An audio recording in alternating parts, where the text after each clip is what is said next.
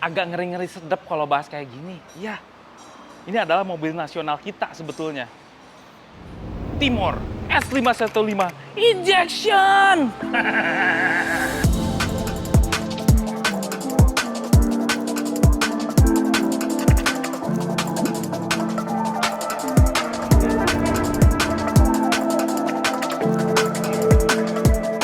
YouTube, selamat datang di channel Motomobi. Used car review untuk menambah wawasan Anda mengenai mobil-mobil yang dulu pernah terlihat di jalanan.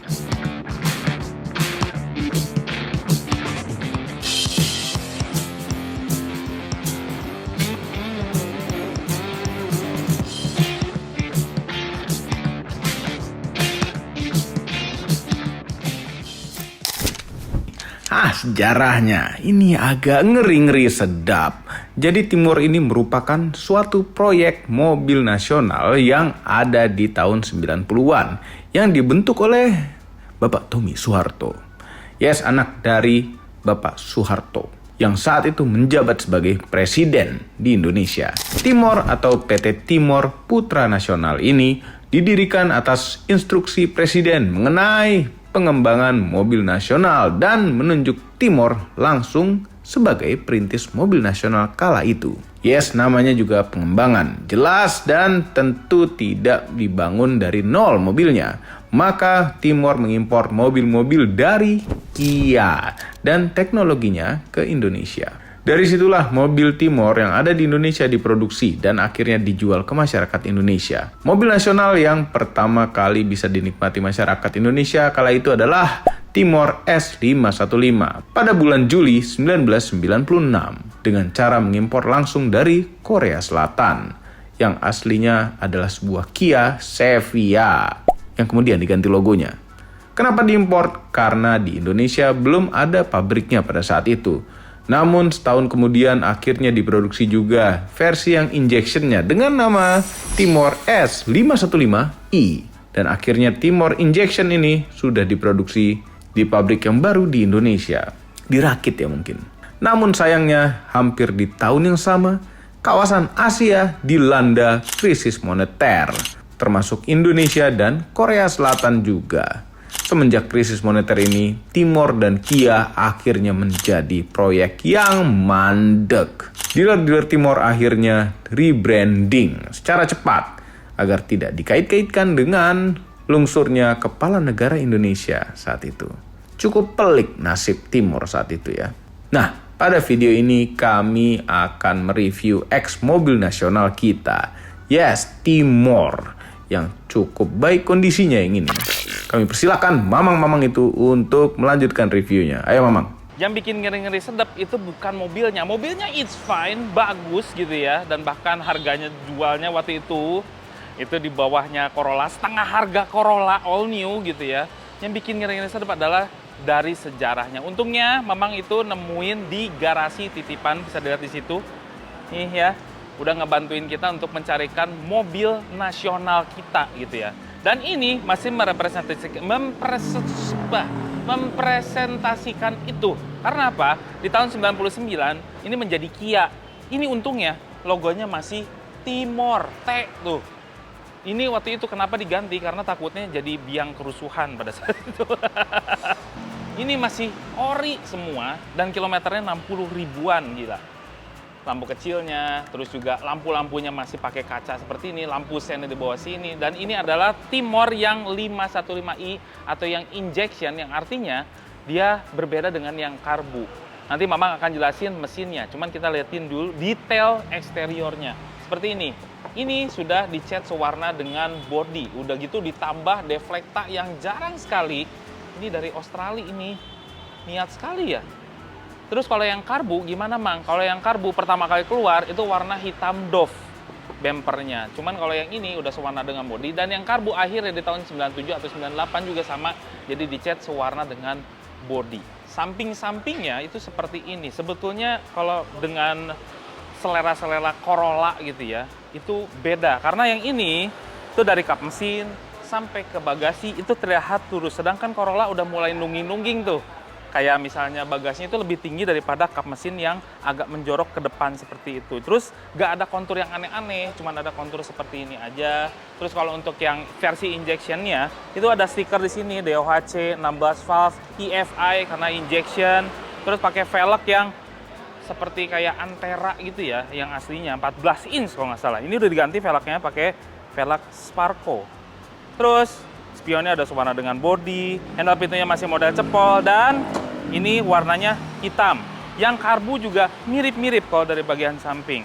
Terus model-modelnya kayak apa ya? Kayak Ford, kayak Mazda juga. Ya, Kia pada saat itu lagi merger-mergernya dengan Mazda sama Ford. Jadi ini ada beberapa suku cadang terutama mesin sama kaki-kaki yang mirip-mirip substitute-nya dengan Mazda sama Ford. Terus panjang-panjangnya ini 4,3 meter aja, lebarnya 1,7 dan punya wheelbase 2500 mm. Bautnya tuh 400 nih PCD-nya. Gampang nih carinya. Terus belakangnya nih kayak gini ya. Mamang akan jelasin bedanya sama yang karburator.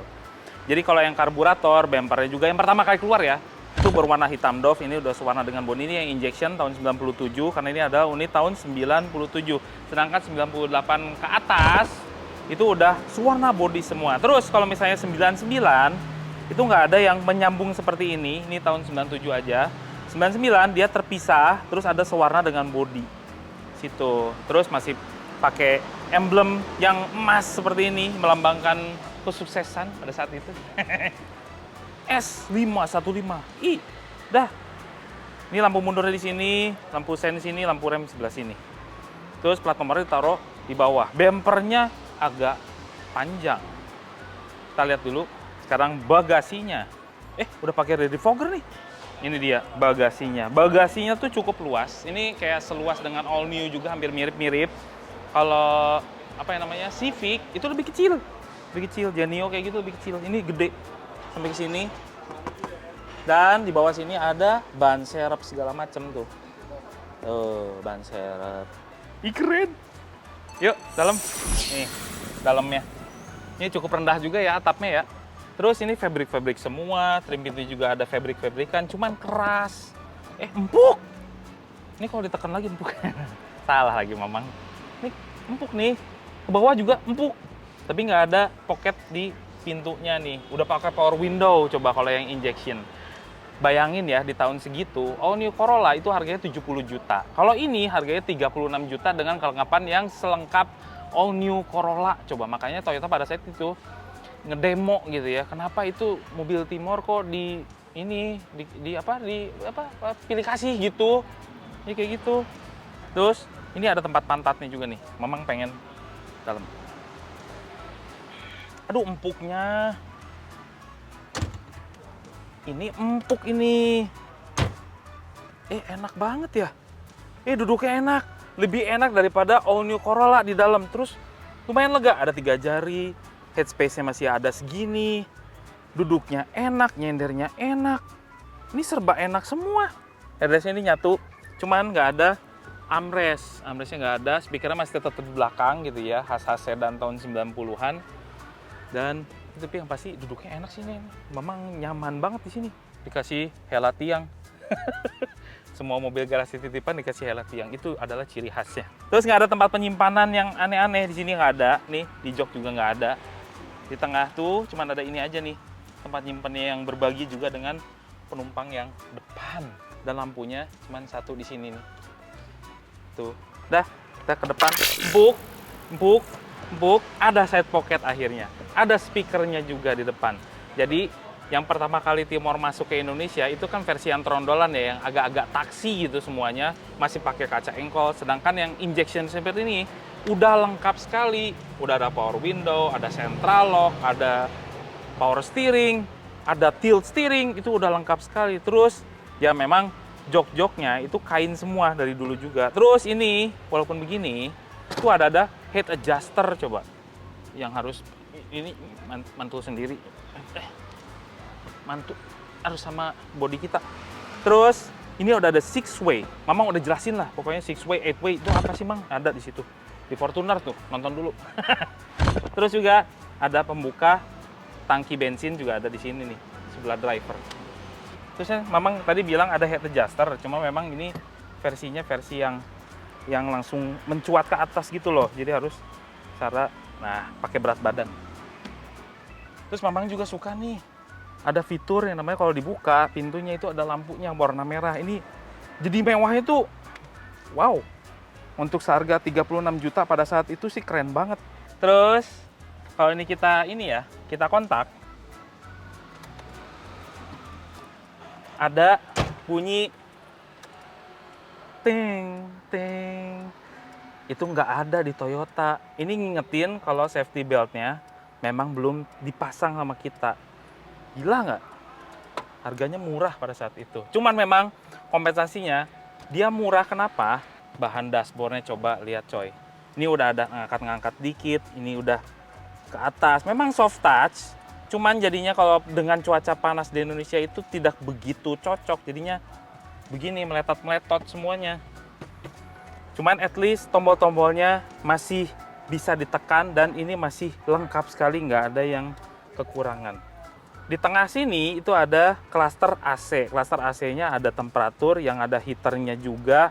Udah gitu, sini ada mode semburannya lengkap sampai ke front defogger. Udah gitu ada digital clock, ada matiin AC-nya juga ada di sini. Terus di bawah sini masih pakai radio tape yang asli, keren sekali. Terus ada tempat nyimpen dikit nih di bawah sini. Ada asbak, ada power socket. Terus udah nggak ada apa-apa lagi. Tempat nyimpen dikit di sini. Sini tempat nyimpen lagi. Udah ya, pada tahun 90-an itu nggak butuh cup holder. Simpenin semua di selangkangan. Terus di speedometernya itu ada yang namanya speedometer, terus odometernya masih analog tuh 60.000, 357, ada temperature gauge, ada fuel gauge sama tachometer. Terus kalau dinyalain di sini tengah sini itu ada notifikasi apa aja yang harus diganti, kayak aki sama brake, handbrake gitu ya. Terus ada pintu kebuka, oli. Udah lengkap sih. Ini gila 36 juta kayak gitu. Makanya laku banget. Tapi sayangnya ya 98 kerusuhan. Jadi mobilnya turun langsung. Sayang sekali. Ada spion night and day. Terus ada tilt steering, coba bayangin coba. Ada tilt steering. Tuh. Ini fitur yang mewah pada saat itu. Duduknya gimana Bang? Enak, empuk, joknya. Nyendernya juga enak, head adjusternya juga ada. Coba, udah lengkap sekali. Yuk kita lihat mesinnya. Mesinnya ini unik sekali karena ini perpaduan yang Mamang tadi bilang. Ada Ford-nya, ada Mazda-nya, ada Kia-nya. Ini adalah mesin B5DE injection. Tenaganya gede. 108 horsepower, 145 Nm torsinya yang disalurkan ke roda depan, dan transmisinya only manual, nggak ada matic pada saat itu yang dijual ke Indonesia. Di sini seperti ini. Jadi ini kalau misalnya ada yang rusak-rusak, spare part itu bisa berbagi juga dengan Mazda dan juga beberapa Ford. Ya. Terus yang uniknya lagi kalau yang versi karburator itu tenaganya di situ dikeluarin tuh. Itu adalah mesin dari Mazda 323 yang Elite.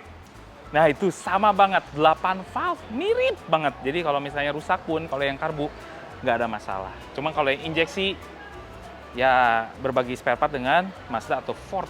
Katanya ini mesin itu ngebut pada saat itu. Untuk 1500-nya udah tergolong ngebut. Udah ya, taruh gitu doang ya. Udah, daripada Mamang banyak cincong. Kan? Ini berat loh cupnya. Kita cobain aja langsung. Akhirnya setelah sekian purnama Mamang nyobain Timor. Mobil nasional kita itu seperti apa rasanya, Mang? Nah kebetulan ini pernya memang udah diganti menjadi lebih agak kaku sedikit. Tapi setahu Mamang dulu Timor itu punya kelembutan suspensi yang lumayan oke. Tapi yang Mamang rasain ya, duduk di sini di Timor itu nyaman. Sonderannya nyaman, joknya nyaman, empuk gitu ya. Visibilitas ke depannya oke, pilar A-nya kecil. Ya ini memang karakter-karakter sedan tahun 90-an banget. Nggak beda jauh sama yang namanya all new Corolla ya, nyaman-nyamannya hampir mirip-mirip. Terus rasa-rasanya, setirnya, terus juga perpindahan giginya itu mirip-mirip juga lah sama Corolla. Jadi makanya no wonder pada saat itu mobil ini tuh laku sekali. Dengan harga setengah harga dari all new Corolla bisa dapetin mobil yang nyaman. Setirnya memang tidak sebagus Corolla ya, biasa aja. Dan handlingnya tuh agak-agak sedikit lambat gitu loh tuh. Belokin gini kayak nggak belok mobilnya. Ya ini walaupun sedan tapi handlingnya enggak. Lebih enak Corolla. Corolla aja masih kalah bagus sama yang namanya Civic. Ini masih di bawahnya lagi handlingnya, di bawahnya Corolla. Udah gitu, yang mama nggak suka dari Timor adalah remnya. Remnya tuh terasa dalam banget. Begitu kita pencet remnya, itu nggak langsung responsif. Dalam baru ngek gitu. Terus remnya juga nggak sepakem yang diperkirakan Mamang. Agak-agak glosor dikit lah. Udah gitu peredamannya kurang bagus juga ya peredamannya ya. Ya traffic noise-nya masih kedengeran, motor standar lewat aja masih itu ada suara-suara anginnya tuh masih masuk gitu ya. Ya namanya mobil nasional, ada beberapa fitur yang dipangkas. Cuman secara overall mobilnya ini punya fitur yang banyak gitu. Kalau untuk yang injection ya, power window, power steering itu udah lengkap, AC-nya lengkap semburannya. Apalagi yang kurang? Oh ya, airbag ya. Memang belum ada airbag di sini. Tapi untuk mobil sehari-hari sebetulnya kalau emang ngebangunnya standar-standar aja, ini mobil menjadi enak untuk dipakai sehari-hari ya. Oh ya, sama perpindahan giginya, ini sebetulnya mirip-mirip dengan Corolla, cuman agak lebih kayak meleset gitu loh. Jadi kalau dipakai untuk cepet perpindahan giginya, ini nggak enak menurut Mamang. Ini kalau di kecepatan rendah gini enak ya? Apakah kalau dibejek gitu enak ya? Tenaganya, asik. Tenaganya. Nih nggak nyangka sih kalau Timor punya tenaga sebesar ini. Keren. Cuman kalau kita lepas gas terus kita mau ngegas lagi ada kayak kaget gitu mesinnya. Ada dimana torsinya kayak flat aja. Udah gitu kalau kita tekan gas lagi lebih kenceng, itu lebih enak lagi tenaganya. Sar gitu. Ternyata seperti itu Timor. Jadi buat siapa Timor? Bagi orang yang lagi pengen mobil nasional atau orang yang lagi nyari mobil untuk sehari-hari, spare partnya untuk mesin dan kaki-kaki itu tidak begitu susah-susah amat gitu ya. Pakai Ford, pakai Mazda itu bisa berbagi substitut lah. Cuman kalau untuk urusan body part memang udah agak-agak jarang ya di Timor. Walaupun harganya itu Timor nggak terlalu mukul-mukul banget harga untuk body partnya. Biasanya kalau ada mobil jarang seperti ini gitu ya, itu harga part-partnya lumayan. Cuman kalau untuk Timor nggak begitu parah. Cuman udah mulai jarang untuk dijumpai. Itu aja. Dan ngerawat mesinnya juga masih tergolong bisa lah gitu. Kalau di pinggir jalan gitu, bengkel yang seadanya masih bisa untuk Timor. Overall mengenai Timor S515i merupakan mobil yang cocok dengan apa yang dibayarkan pada saat itu. Build quality-nya sesuai dengan harganya, bahkan hingga sekarang pun degradasi harganya tidak terlalu terasa. Harga barunya dulu 36 juta rupiah. Di tahun 2024 ini, apabila barangnya mulus, tetap segitu harganya. Tidak berubah. Namun berbeda apabila kolektor ya, pasti lebih dari itu. Perawatannya cukup simpel, spare partnya masih bisa ditukar-tukar dengan Mazda, Ford. Namun body partnya ini cukup sulit ditemukan. Bagaimana menurut Anda tentang Timor ini? Atau Anda punya cerita sendiri tentang Timor? Silakan komentar di bawah. Semua ini adalah opini pribadi saya dan Mamang itu. Kami tidak dibayar oleh siapapun dan apapun yang terlihat pada video ini. Sayangnya. Jangan lupa tekan tombol jempol ke atas dan subscribe channel Motomobi, Omobi, dan Mes Mobi apabila belum berikut dengan tombol loncengnya. Share video ini ke seluruh dunia melalui sosial media Anda dan jangan lupa follow sosial media kami semua, termasuk Instagram. Cek motomobinews.id untuk berita-berita otomotif terbaru. Terima kasih telah menonton.